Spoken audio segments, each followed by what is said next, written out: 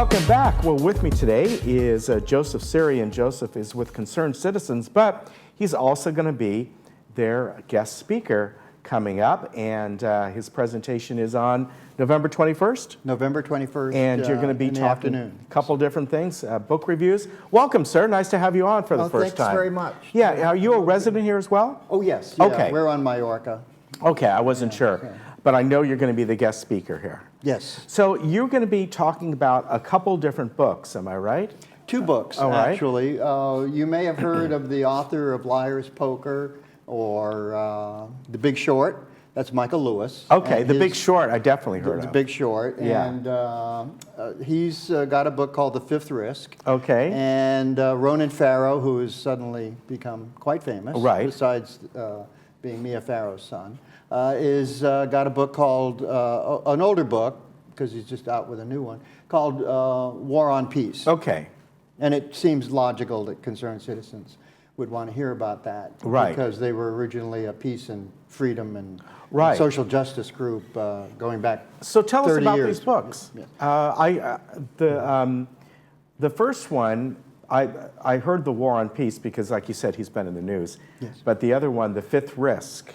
Yeah, it's right? kind of hard to think about, too. Yeah, I don't... The name, you wouldn't, after Liar's Poker and right, well, the Big Short, although not many people know what that is either. Yeah. So The Fifth Risk is, Lewis has written many successful books, and so he seemingly was interested in the civil service, and he takes a look at agencies that are really important to us, if you think about it. Food safety, Department of Agriculture. Okay, right.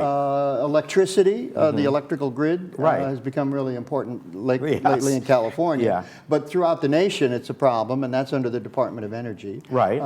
And he looked at the National Weather Service in the Department of Commerce. Okay. All right. But he starts out with the transition. That's what got him interested, I suspect, in this. Both authors interview people who are both present and were parts of the bureaucracy in those different agencies. Right. Ronan Farrow is a little different because he looks at the State Department, which he was once part of.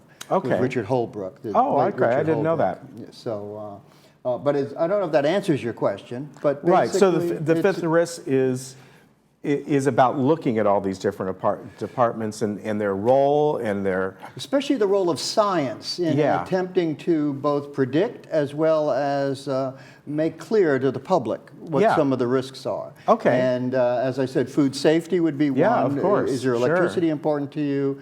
And is storm preparedness important? Yeah. It may not be so much in California, but in the central parts of the country, in the Midwest and in the South, as we know, since Katrina and even Sandy in New York and New Jersey, storm warning and storm preparedness is very important. And what he really is trying to get at, and I probably should tell, well, no, if you want to know what the risks are, I'll tell you when you come to the meeting. All right, but that's what sounds like a really interesting book. Well, it's more than interesting because you get to meet people. In both of these books, you meet people who would never be heard of before because they're in agencies. They've been there 30 years, maybe 25 years. Civil servants who are committed to not only their task, but informing the public in ways that will make sense to them. Yeah, I think that's a great subject. Now, the War on Peace, that seems, at least to me, a little more obvious, or is there a twist to there that I'm not probably, understanding? Well, there is a slight twist to it. It is a bit longer. It really suggests to us since about the 1960s the tendency of the United States to look toward military solutions instead of diplomatic solutions to world problems has, according to Farrow and the people he interviews, including people like Colin Powell, Ms. Albright, and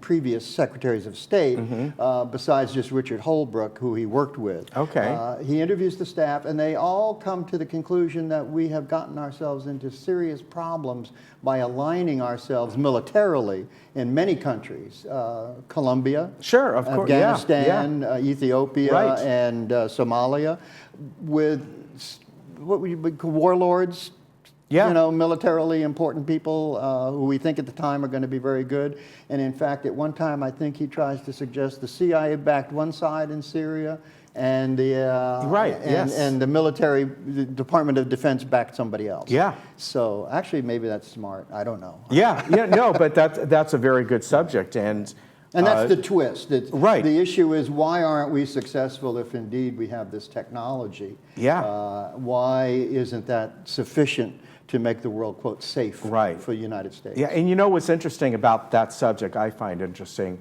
you know, we can look at things more recent, IranContra as an example. But even when you go back to the time of Adams and Jefferson and things like that, and, you know, one faction wanted to go with the French. That's right. And of course the Revolution with Napoleon. And then you have the other side, Adams as an example, with the Federalists, that wanted to align themselves, it sounds strange, but with the British because of the trade. But right then, you have two people, at that point, a president and vice president, kind of looking at totally different things a different way. Who do we back? But it's been with us for generations in one form or another. Oh, yes, right. Yeah. Right. What is different is, I think, in two senses. One is the reach, the military reach of the United States. And the second is the power, the technological power that we bring to the table at this point. Yeah, back then we didn't have quite the reach or power. That's right, yeah. But we were positioning ourselves. There was that, point. And there was that dissension. I think you're absolutely right. When world affairs are bigger than U.S. affairs, and in this case the French Revolution, and England trying to make sure that it didn't lose its monarchy, that you'd get factions in the United States, which is actually why the Constitution decided to separate powers and create a bureaucracy that you could trust. In the case of Jefferson, the State Department, and in the case of some others, the judiciary, and actually, I should have mentioned that as another twist. The judiciary comes into both of these books, but in the case of the Faro book, in actually since 9/11, fearful that our diplomats are traitors. Right. And so they've even accused some really fine career people, and later dropped the charges, of being enemy agents. Right. So there has been a rise. The other twist is the rise in fear among bureaucrats within the administrations, as well as the public, who think that maybe they're being deceived by their civil servants. Right.